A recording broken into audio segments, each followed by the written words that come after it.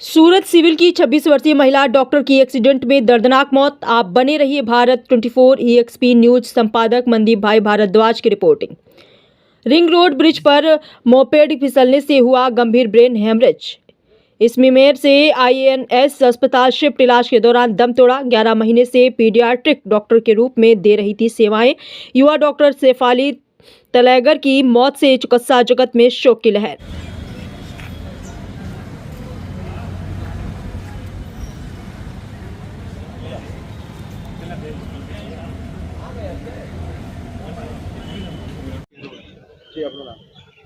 अनीश हसमुखलाल ख्याली, हूँ एडवोकेट છું સુરતમાં।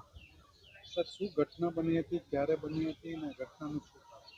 તારીખ પહેલીએ બપોરે 4 વાગ્યાની આજુબાજુ મારા શાળાની દીકરી, જેનું નામ છે શેફાલી કલાઈગર, એ સિવિલ ખાતે પીડિયાટ્રિક ડિવિઝનમાં ત્યાં નોકરી કરે છે। નોકરી પરથી 3:38 નીકળ્યા અને ઘર તરફ મૈદરપુર આવવા જવા નીકળ્યા ત્યારે રિંગ રોડ તરફનો જે આપણે દિલ્હી ગેટ બ્રિજ જે જ્યાં ડાઉન થાય છે ત્યાં કોઈક અજાણ્યા વ્યક્તિએ ટક્કર મારી હશે, અથવા તો પોતે જાતે પણ પડી ગઈ હોઈ શકે।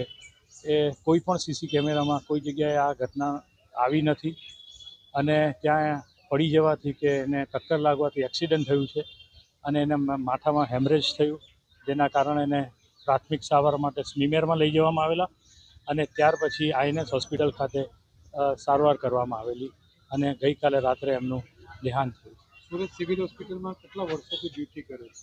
છેલ્લા 11 મહિનાથી એ પીડિયાટ્રિક વિભાગમાં ફરજ બજાવે છે, જેની ઉંમર 26 વર્ષ હતી અને કુંવારા હતા।